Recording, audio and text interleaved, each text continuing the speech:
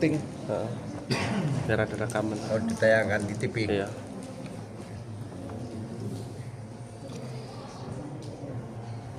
Biasanya bawa HP 2. Ini satu untuk Foto-foto. ini. Buat foto-foto.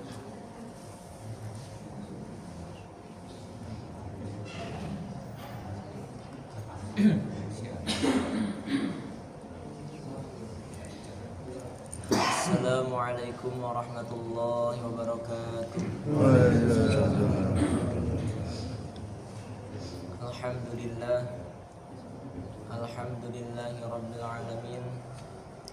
Wabihi nasta'inu ala umurid dunya waddin. Assalatu wassalamu ala ashrafil anbiya wal mursalin Sayyidina wa maulana Muhammadin wa ala alihi wa ashabihi ajma'in, amma ba'du. Rabbi shrah li sadri wa yassir li amri wahlul 'uqdatam min lisani yafqahu qawli. Allahumma la sahla illa ma ja'altahu sahlan wa anta taj'alul huzna sahlan idza syi'ta sahlan. Allahumma anfa'na bima 'allamtana wa 'allimna ma yanfa'una wa zidna ilma wa alhiqna bi ibadikas shalihin. Jemaah subuh yang sama-sama mengharap ridha Allah Subhanahu wa taala. Alhamdulillah, lagi dan lagi kita bersyukur kepada Allah Subhanahu wa taala yang pada saat ini Allah Subhanahu wa taala masih memberikan nikmat-nikmatnya kepada kita, hidayah dan taufiknya, sehingganya kita dapat mengerjakan perintah-perintahnya, berkumpul di masjid dalam rangka menuntut ilmu, mengerjakan sholat subuh secara berjamaah. Dalam satu hadis dikatakan, majtama'a qaumun fi baitin min buyutillahi ta'ala yatluna kitabullah wa yatadarasunahu bainahum illa nazzalat 'alaihimus sakinah wa ghasyiyatuhumur rahmah wa hafathumul malaikah wa dzakarahumullahu fi man 'indah. Tidaklah suatu kaum berkumpul di rumah-rumah Allah, di dalam satu masjid dari rumah Allah, yang mana mereka di dalamnya membacakan Al-Quran, mengajarkan ilmu agama, kecuali Allah Subhanahu wa ta'ala akan turunkan kepada mereka sakinah. Sakinah itu ketenangan hati, ketenangan jiwa. Dan Allah akan memberikan, mencurahkan rahmatnya kepada mereka. Dengan rahmat tersebutlah insya Allah seorang itu akan mendapatkan surganya Allah Subhanahu wa ta'ala dan terjaga dari segala mara bahaya, bencana dan sebagainya. Kemudian wahafathumul malaikah, dan para malaikat berkumpul duduk bersama orang-orang yang menuntut ilmu. Jadi kalau diperlihatkan oleh Allah ada jumlah malaikat yang hadir di sini, maka sangat banyak, sampai dikatakan bertumpuk-tumpuk sampai ke langit dunia. Jadi ada langit dunia, ada langit kedua sampai langit ketujuh. Ini malaikat bertumpuk-tumpuk saking banyaknya hadir dalam majelis ilmu sampai ke langit dunia. Wa dzakarahumullahu fi man 'indah, dan Allah Subhanahu wa taala akan menyebut-nyebut orang-orang yang duduk di dalam majelis ilmu, disebut oleh Allah di sisi orang-orang, maksudnya di sisi para malaikat. Orang-orang yang duduk dalam majelis ilmu barangkali ada yang dari kalangan orang biasa yang enggak dikenal, bahkan tetangganya pun kadang enggak begitu mengenalnya. Tapi orang yang sering menghadiri majelis ilmu akan dikenal oleh para malaikat. Lebih penting mana kita dikenal oleh para malaikat atau dikenal oleh manusia? Para malaikat itu adalah orang-orang makhluk-makhluk Allah yang maksum, yang terjaga dari perbuatan dosa. Sehingga ketika kita dikenal oleh mereka, maka barangkali itu akan lebih bermanfaat ketimbang dikenal oleh orang-orang yang sering berbuat dosa seperti umumnya manusia. Dalam suatu hadis Nabi SAW diceritakan membonceng Ibnu Abbas. Ini sepupu beliau. Membonceng Ibnu Abbas Kemudian di sini Ibnu Abbas masih kecil, barangkali usianya di bawah 15 tahun lah. Beliau sallallahu alaihi wasallam bersabda, "Ya gulam, wahai anak kecil, inni u'allimuka kalimatin, sungguhnya aku akan mengajarimu beberapa kalimat." Kalimat ini penting bukan hanya bagi Ibnu Abbas, tapi bagi kita semua sebagai umat. Apa kalimat-kalimat tersebut? Ihfazillaha yahfadka, jagalah Allah, niscaya Allah akan menjagamu. Maknanya bukan menjaga Allah, kita nggak perlu menjaga Allah, Allah sebaik-baik menjaga. Tapi jagalah perintah-perintah Allah. Apa yang Allah wajibkan kepada kita, apa yang seharusnya kita jaga, apa yang seharusnya kita tunaikan, maka jagalah oleh diri kita. Dengan sebab kita menjaga perintah-perintah Allah, jaga sholat, jaga zakat, puasa, haji, menjauhi hal-hal yang diharamkan, menjauhi muamalah, jual beli, bisnis yang diharamkan, yahfadka, pasti Allah akan menjagamu. Ihfadillaha tajidhu tujahaka, jagalah perintah-perintah Allah, niscaya engkau akan menemui Allah di hadapanmu. Ketika kita sudah senantiasa berusaha taat kepada Allah, menjaga seluruh perintah Allah Subhanahu wa taala, pasti yakin Allah Subhanahu wa taala akan kita temui di hadapan kita. Maknanya apa? Pertolongan Allah. Kapan kita butuh Allah, Allah akan membantu kita.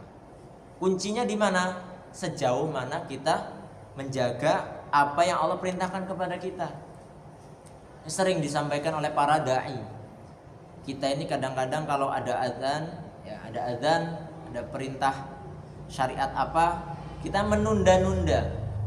Bahkan kadang-kadang tidak kita jalankan. Tapi ketika kita butuh Allah, seakan-akan kita pengennya langsung cash. Ya. Ada orang tua sakit, doa mintanya pengen langsung sembuh. Ada orang pengen hajat ini, hajat itu, ketika doa pengennya langsung dikabulkan. Tapi di sisi lain ketika Allah memerintahkan sesuatu, kita sering mengabaikan perintah Allah. Ketika kita ingin mendapatkan pertolongan cash dari Allah, pertolongan yang mudah, yang cepat, apa yang kita minta dikabulkan oleh Allah Subhanahu wa taala dengan segera, maka perhatikanlah sejauh mana kita telah memperhatikan menjaga-jaga perintah Allah Subhanahu wa taala. Idza sa'alta fas'alillah wa idza sta'anta fasta'in billah.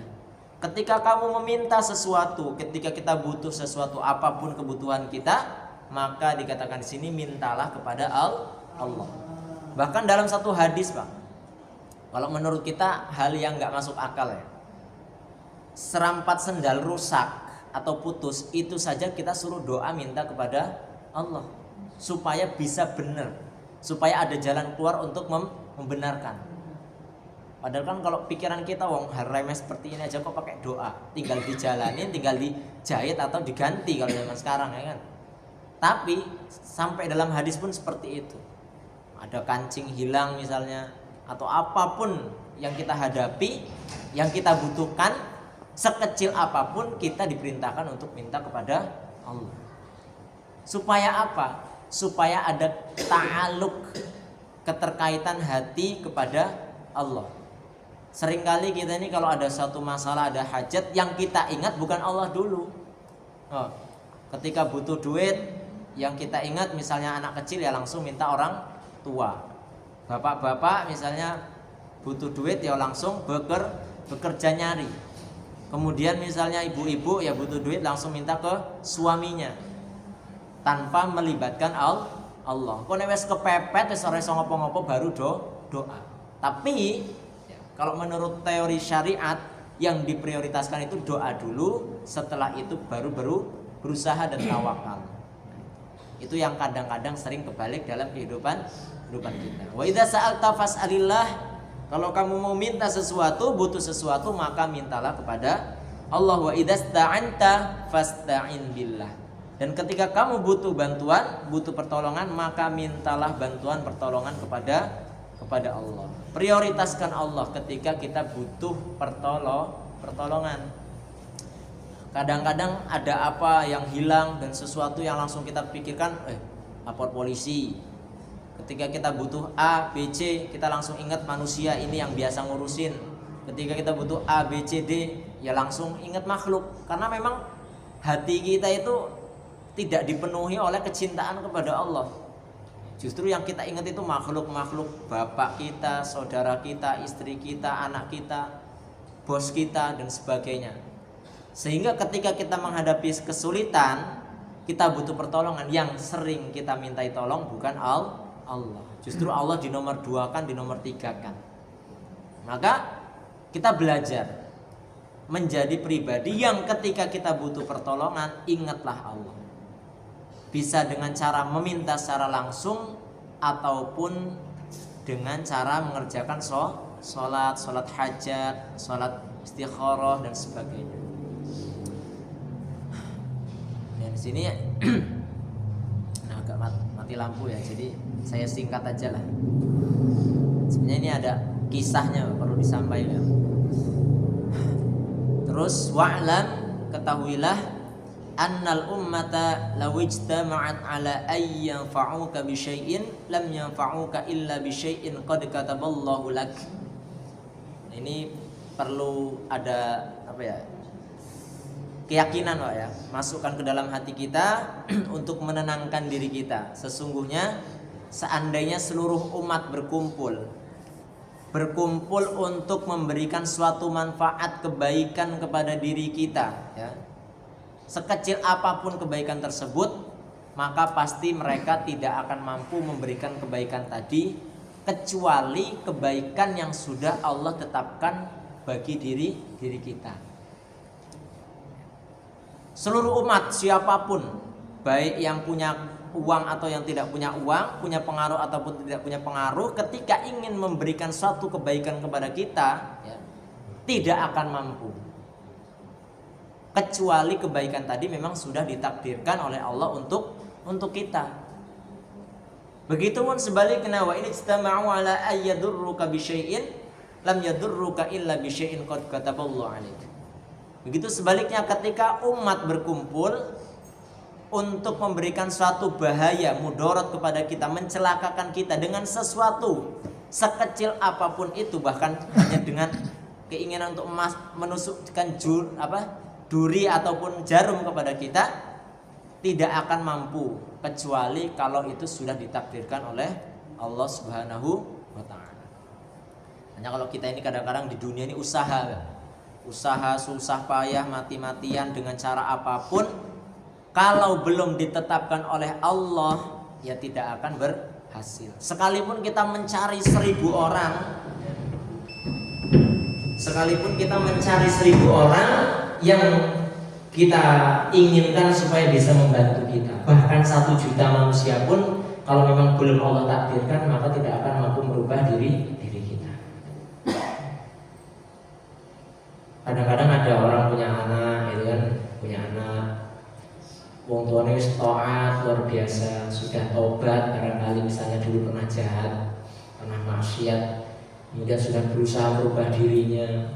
Anaknya diusahakan, disuruhkan mondok ke sini, mondok ke sana, ngaji sama ini, sama aja nggak berubah-berubah, seperti itu terus.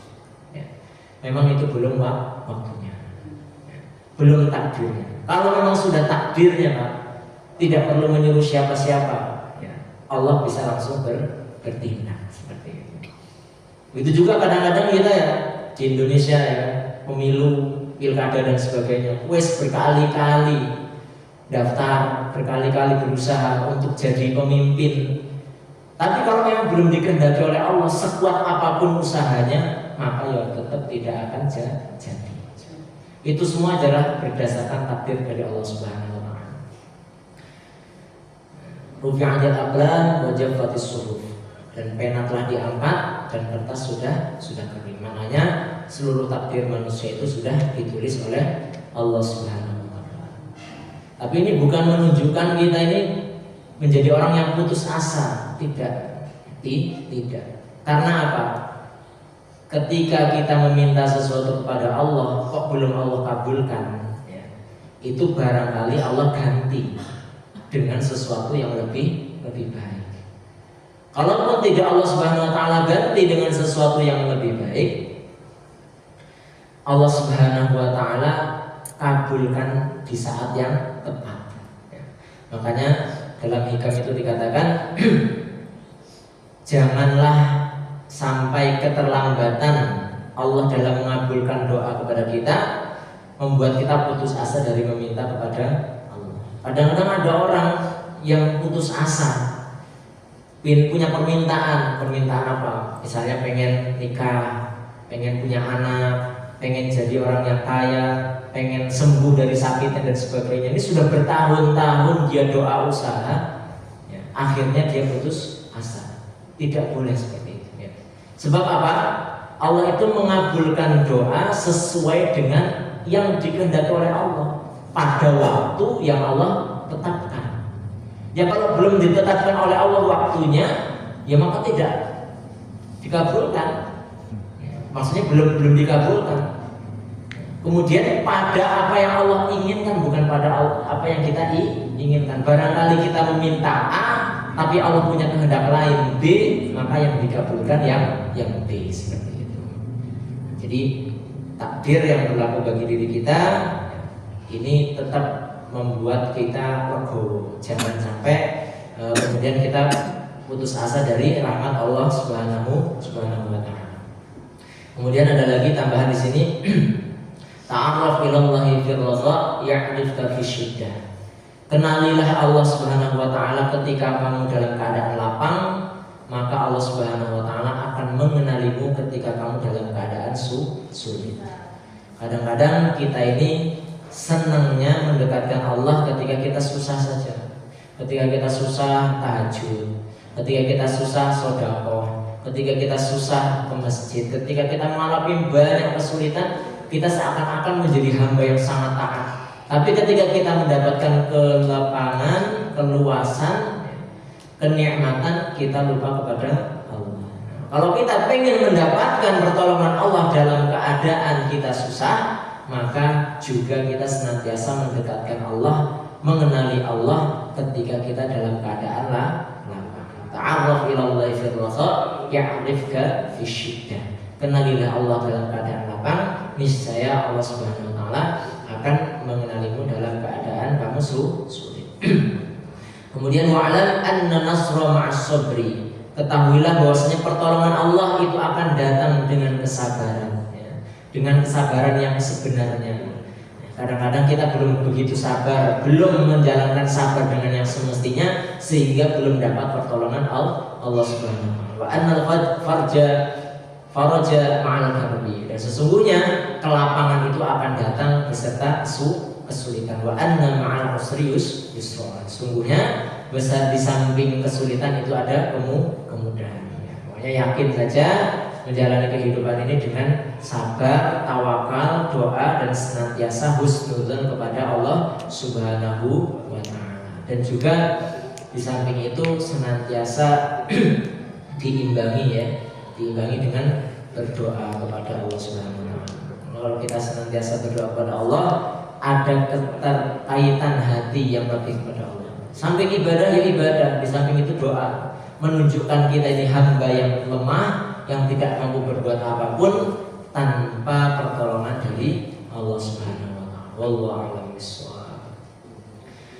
A'udzu billahi minasyaitonir rajim. Bismillahirrahmanirrahim. Allahumma shalli wa sallim wa barik ala sayyidina Muhammad wa ala ali sayyidina Muhammad sayyidil awwalin wal akhirin wa sallim radhiyallahu wa ta'ala an sayyidina ashabi rasulillah ajma'in. Alhamdulillahirabbil alamin. Hamdan syakirin hamdan na'imin.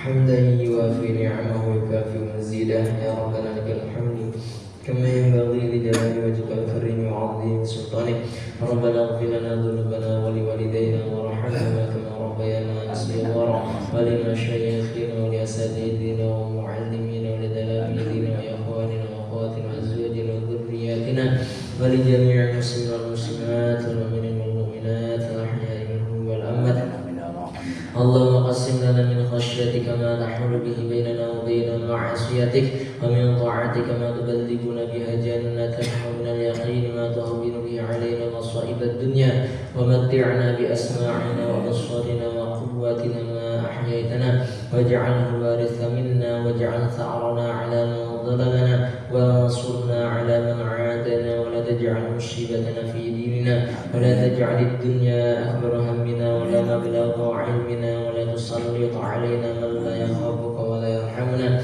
اللهم اجعل جمعنا هذا جمعا مرحوما وتفرقنا من بعده تفرقا مشغولا معصوما اللهم اجعلنا وأولادنا وأهلنا وأزواجنا وذرياتنا من أهل العلم وأهل الخير وأهل القرآن وأهل العبادة وأهل الصدقة ولا تجعلنا وإياهم من أهل الشر والضير والطغيان ربنا هب لنا من أزواجنا وذرياتنا قرة أعين واجعلنا للمتقين إماما ربنا آتنا في الدنيا حسنة وفي الآخرة حسنة وقنا عذاب النار وصلى الله على سيدنا محمد وعلى آله وصحبه وسلم والحمد لله رب العالمين. أقول قولي هذا واستغفر الله لي ولكم والله موفق الأقوام الطريق. سبحانك اللهم وبحمدك أشهد أن لا إله إلا أنت أستغفرك وأتوب إليك. السلام عليكم ورحمة الله وبركاته.